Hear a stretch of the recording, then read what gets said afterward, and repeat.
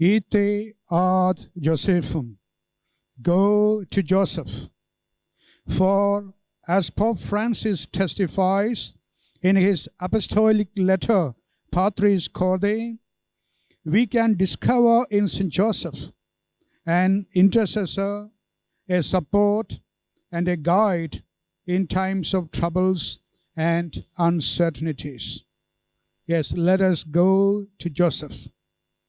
Dear and Reverend Dr. Paul Achandi, CMI, Rector, Dharmaram College, Your Eminences, Graces, Excellencies, Superior Generals, Provincials, Superiors, Guardians, Deans and Directors, beloved professors, and my dear scholars and students, especially the freshers of the day. Sabko Jayesu.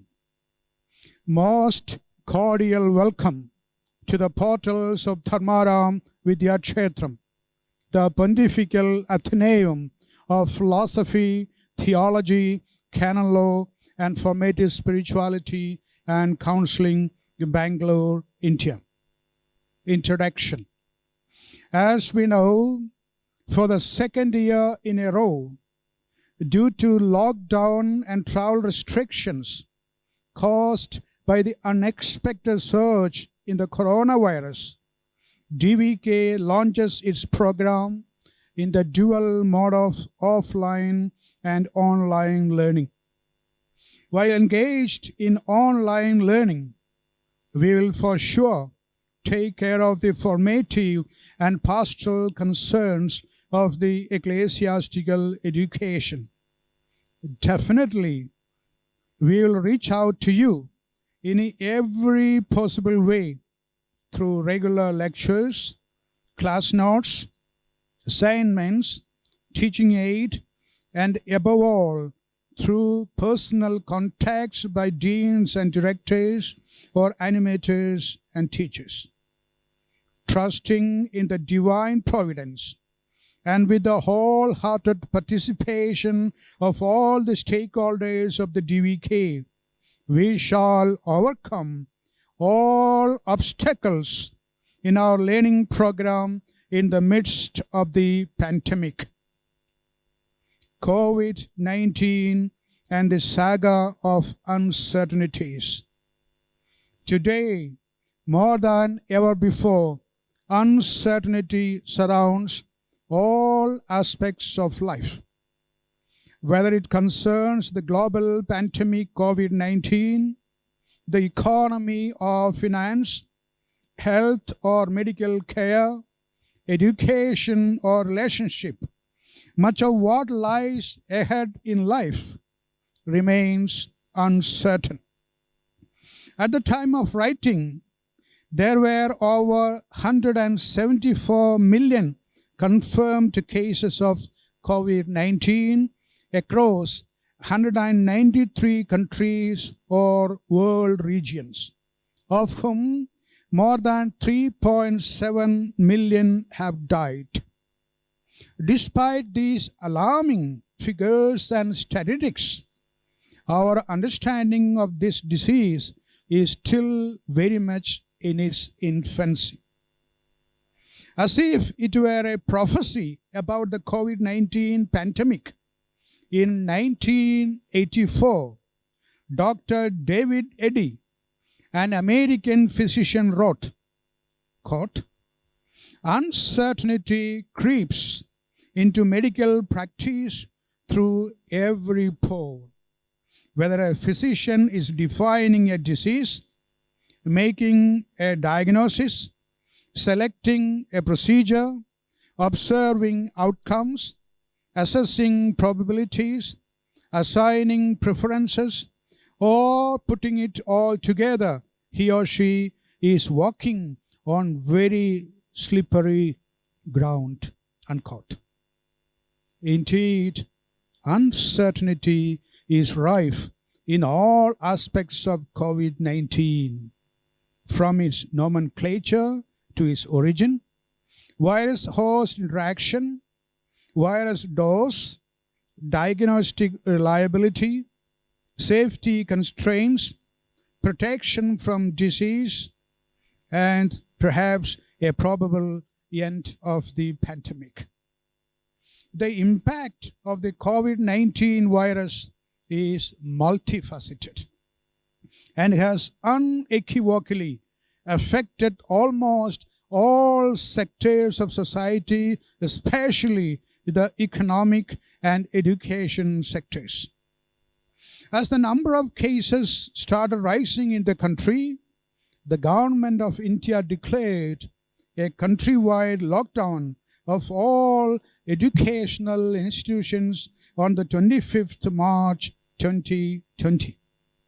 Classes were suspended, examinations including entrance tests postponed, placement of students cancelled, all causing confusion and uncertainty in the lives of millions of students.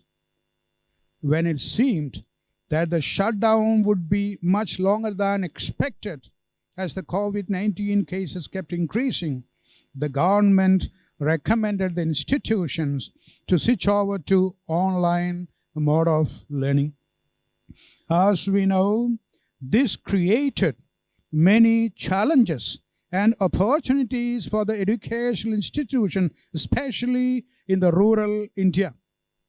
This period of ambiguity, to some extent, served as a form of encouragement for the advancement, innovation, and digitalization of education. However, uncertainty prevails.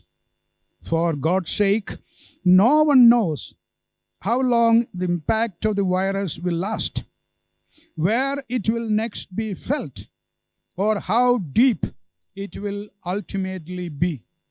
For example, one day you seem to be just fine, but the next day you have suddenly become sick, lost your job, or find yourself struggling to breathe.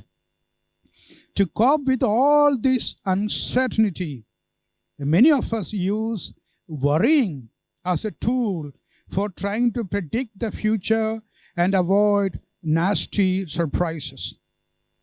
Worrying can make it seem that you have some control over uncertain circumstances. You may believe that it will help you find a solution to your problems.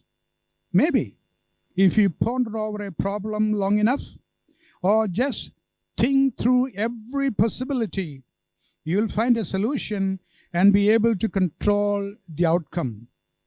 Unfortunately, none of this works at the face of the pandemic COVID-19. Instead, chronic worrying can just rob your enjoyment in the present, sap your energy, and keep you up at night. Uncertainty and the virtue of hope. No matter how helpless and hopeless you feel, there are steps you can take to alleviate your anxiety and face uncertainty with more confidence. Despite all negatives like anxiety, fear, worry, there springs up another word, hope. H-O-P-E. Hope, in general, is a feeling in the gut that regardless of circumstances, somehow things will be okay. In the social media, hope is defined as the little voice you hear whispering, maybe, when it seems the whole world is shouting no. In fact, hope doesn't necessarily promise that all goes well or that nothing bad will happen. Instead, it's about finding something to hold on to, even when times are tough and uncertain. A classic analysis of hope, the so-called standard account, takes hope to be a compound attitude consisting of a desire for an outcome, and a belief in that outcome's possibility. In the Buddhist tradition, hope is explained in terms of equanimity. Hope as equanimity reminds us that what is happening in front of us is not the end of the story. It is just what we can see. This too shall pass. By contrast, Christian philosophers like Augustine and Aquinas analyze hope as one of the three theological virtues along with faith and love. St. Augustine discusses hope systematically in his Inauguration on faith, hope, and love. He distinguished faith from hope by two features. One, hope is necessarily direct to future events, whereas faith can also relate to past events such as Christ's resurrection. Number two, hope only relates to what is good for the hopeful person, whereas faith can also relate to what is bad, such as punishment for one's sins. In Summa Theologiae, Thomas Aquinas defines hope as a disposition that embraces as its object a future good, namely eternal life or enjoyment of God. Hope for Aquinas is always directed to a good that lies in the future. In this regard, Thomas Aquinas agrees with St. Paul, who states that we can only hope for what is uncertain. Romans 8:24. However, in contrast to mere desire, the objects of hope are hard to achieve, but which are nevertheless in the realm of possibility.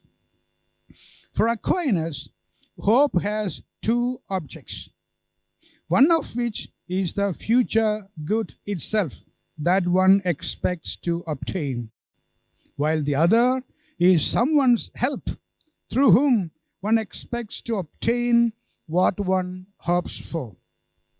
At this juncture, it is good to know what Rabbi Lord Jonathan calls a difference between passive and active hope. Passive hope is about waiting for external agencies to bring about what we desire. On the other hand, active hope is about becoming active participants in bringing about what we hope for. That is to say, active hope requires us to work together to make things better. This active hope, I think, is what Pope Francis referred to St. Joseph in his encyclical Patris Corde as creative courage. St. Joseph, an epitome of creative courage. Active hope or creative courage is the hallmark of Joseph's fatherhood. In the biblical parlance, hope has several meanings like to wait, to expect, to be full of confidence, to trust, etc. Thus, hope emanated from trust and confidence becomes courage in one's dealings with God and humans. My dear friends, it is this courage emanated from hope that made Joseph a just man, a man who gives to God and people what is due to them.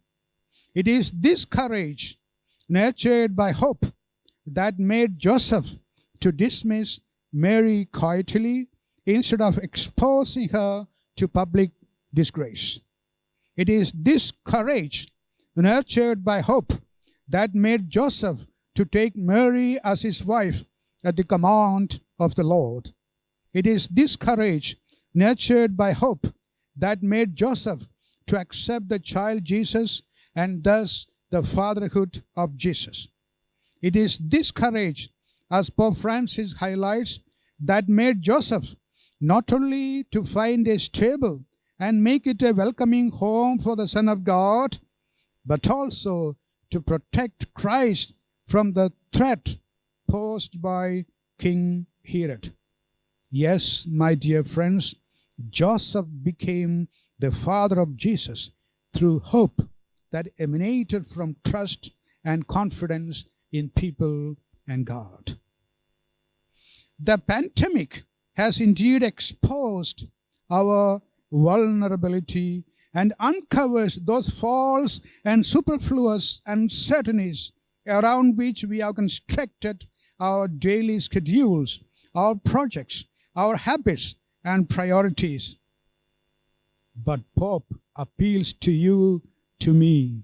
It is time to decide to live differently, to live better. I repeat, it is a time to decide to live differently, to live better. Given the context of the pandemic, St. Joseph's life teaches us to accept rather than to explain.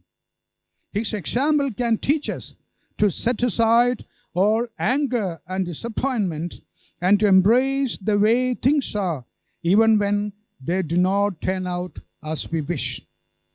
His life can teach us not to surrender or submit, but live with hope and courage.